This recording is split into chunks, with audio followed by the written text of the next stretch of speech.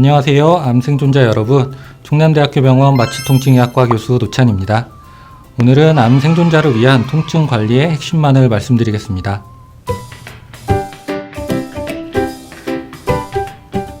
암 환자들이 경험하는 통증의 원인은 다양하나 다음에 4가지 범주로 나누어 볼 수 있습니다. 첫째로는 암성 통증의 가장 흔한 원인인 암 자체에 의한 통증입니다. 이는 암의 성장이나 침윤 혹은 전이에 의해 발생을 하며 암 자체가 뼈나 신경계, 기타 장기를 압박하여 통증을 유발합니다. 둘째로는 수술, 방사선 치료, 항암 치료 등 암 치료와 관련된 통증입니다. 몇몇 항암제는 말초신경을 망가뜨려 신경병증성 통증을 일으키고 방사선 치료 역시 피부 자극을 통해 통증을 유발할 수 있습니다. 셋째는 암이나 암 치료와 간접적으로 관련된 통증으로서 감염이나 대사 불균형 등에 의한 통증입니다. 마지막으로 암과 관계없는 통증으로 예를 들면 누구에게나 생길 수 있는 두통이나 근육통, 퇴행성 변화와 관련된 요통 등에 의한 통증을 호소할 수 있습니다. 이와 같이 통증은 암 환자라면 누구나 겪는 어려움입니다. 이를 잘 조절하지 않으면 환자의 활동이 크게 제한되며 잠을 편히 자지 못하고 식욕이 떨어지는 등 삶의 질에 심각한 영향을 줄 수 있습니다.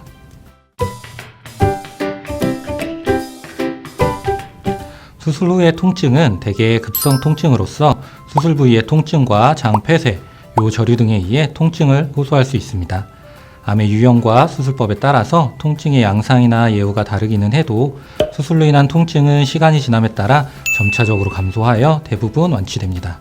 따라서 짧은 기간 마약성 진통제 등의 통증 조절 약물을 쓰면 되는데 일부 심한 경우에는 신경 차단술 등의 치료법이나 재활치료가 필요할 수도 있습니다.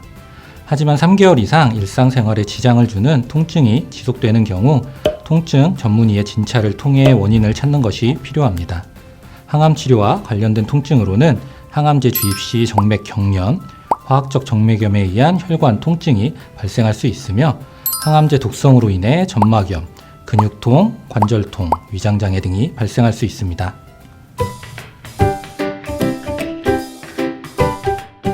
통증을 조절하는 약제는 크게 마약성 진통제와 비마약성 진통제로 나눌 수 있는데 비마약성 진통제는 대표적으로 아세트아미노펜과 비스테로이드성 소염 진통제로 나뉩니다. 이러한 비마약성 진통제는 신체적, 정신적 의존성 및 내성이 없고 해열작용을 한다는 특징이 있습니다. 하지만 약물의 용량을 증가시켜도 일정 용량 이상에서는 진통작용이 더 상승하지 않고 부작용만 증가하는 천장효과를 가지고 있습니다. 비마약성 진통제는 많은 종류가 있지만 어떤 특정 약제가 어떤 환자의 우수한 효과를 나타낸다는 근거가 없기에 환자의 기저질환에 따라 부작용이 적은 약제를 선택하는 것이 중요합니다. 하지만 최대 용량으로도 통증이 조절되지 않는 경우에는 다른 계통의 비마약성 진통제 또는 마약성 진통제로 넘어가야 합니다. 마약성 진통제는 진통제의 역가에 따라 약한 마약성 진통제와 강한 마약성 진통제가 있습니다. 우리나라에서 암성 통증에 흔하게 사용되는 약한 마약성 진통제에는 코데인, 트라마돌 등이 있고 강한 마약성 진통제에는 몰핀, 펜타닐, 옥시코돈, 하이드로몰폰 등이 있습니다. 통증 조절은 통증 정도에 따라 다르며 중등도 이상의 심한 통증을 호소하는 경우 처음부터 강한 마약성 진통제를 이용하여 조절하는 것이 더 효과적입니다. 시간에 맞춰서 약을 규칙적으로 복용하는 것이 가장 중요합니다.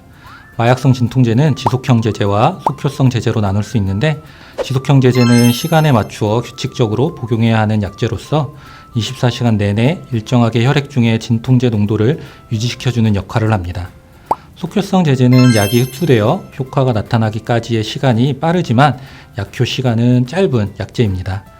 따라서 지속형 진통제를 규칙적으로 복용하는 사이에 돌발통이 생기거나 통증이 심해지면 참지 말고 미리 처방받은 속효성 진통제를 같이 복용하는 것이 통증 조절에 효과적입니다. 또 한 가지 중요한 것은 통증이 없더라도 약을 중단할 때는 반드시 의료진과 상의해야 합니다.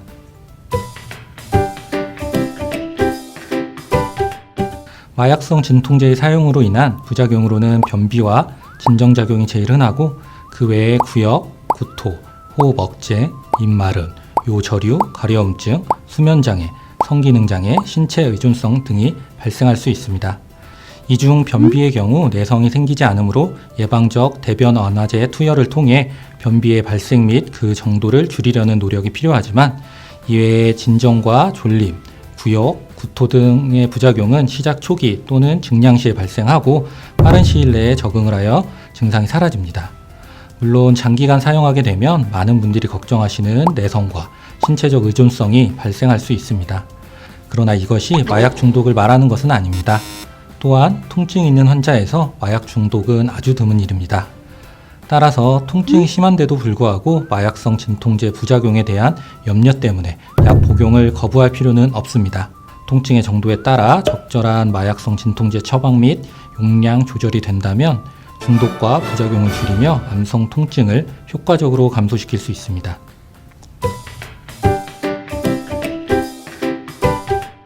마약성 진통제의 진통작용을 강화하거나 부작용을 치료 또는 수반되는 다른 증상을 치료하기 위해서 진통보조제를 이용하기도 합니다.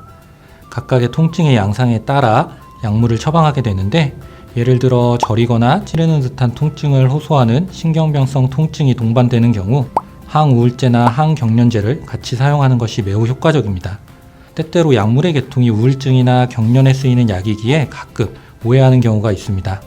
하지만 이 약물들의 경우 일정 용량 범위 안에서는 신경병성 통증의 치료에 효과적이기 때문에 통증 완화 목적으로 사용하는 것이며 우울증 및 경련에 걸렸다는 뜻은 아니기 때문에 걱정할 필요는 없습니다.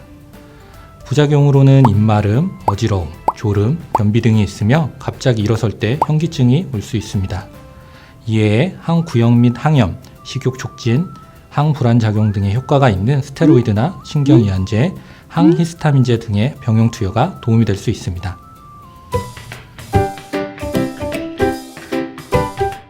약물 치료에도 불구하고 통증 조절이 잘 되지 않는 경우 신경 파괴술 또는 신경 차단술 등의 적극적인 시술이 큰 도움이 되며 개개인의 통증 부위나 통증의 정도, 암의 병기에 따라 환자에게 가장 적절한 시술을 선택해서 적용합니다. 신경 차단 치료는 통증 자극에 대한 신경의 반응을 조절하는 방법으로 통증의 부위 및 양상에 따라 다양한 경로와 방법을 통해 많은 암성 통증 환자들에서 실질적인 도움이 되고 있습니다. 비록 이런 신경 차단 방법들의 대부분이 장기적인 해결책은 되지 않지만 암성 통증을 관리하는 측면에서 볼 때 충분한 진단 및 치료적 가치를 갖고 있습니다. 신경 파괴술은 적절한 약물 치료에도 통증 치료가 어려운 경우 장기적 치료 효과를 위해 시행할 수 있습니다. 하지만 말기 암 환자인 경우 암이 전이되어 여러 부위에서 통증이 나타나고 전신 상태가 불량해지면 적용이 어려워지므로 비교적 통증의 초기에 환자의 전신 상태가 양호한 상태에서 시술하는 것이 권장됩니다.